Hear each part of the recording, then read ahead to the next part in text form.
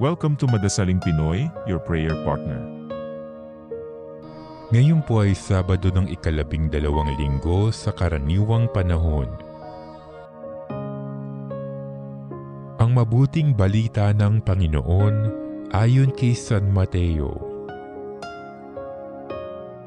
Noong panahong iyon, pagpasok ni Jesus sa Capernaum, lumapit ang isang kapitang Romano at nakiusap sa kanya. "Ginoo, ang alipin ko po'y naparalisis. Siya'y nararatay sa amin at lubhang nahihirapan. Paroroon ako at pagagalingin siya," sabi ni Jesus. Ngunit sumagot sa kanya ang kapitan, "Ginoo, hindi po ako karapat-dapat na puntahan pa ninyo sa aking bahay.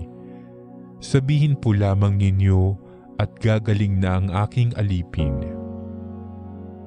Ako'y nasa ilalim ng mga nakatataas na pinuno at ako naman ay may nasasakupang mga kawal. Kung sabihin ko sa isa, humayo ka, siya'y humahayo, at sa iba, halika, siya'y lumalapit, at sa aking alipin, gawin mo ito, at ginagawa niya." Namangha si Jesus nang marinig ito at sinabi niya sa mga taong sumusunod sa kanya, "Sinasabi ko sa inyo na hindi ako nakatagpo kahit sa Israel ng ganito kalaking pananalig. Tandaan ninyo, marami ang darating buhat sa silangan at kanluran at dudulog sa hapag na kasalo ni na Abraham, Isaac at Jacob sa kaharian ng langit. Ngunit marami sa lipi ng Israel ang itatapon sa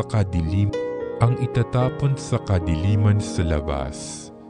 Do'y mananangis sila at magngangalit ang kanilang ngipin."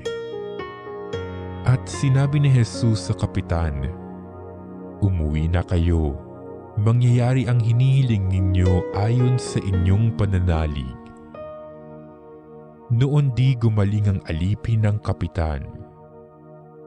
Pumunta si Jesus sa bahay ni Pedro at do'y nakita niya ang biyena nito, nakahiga at inaapoy ng lagnat.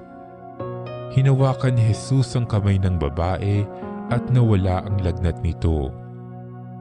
Pagkatapos, bumangon ito at naglingkod sa kanya.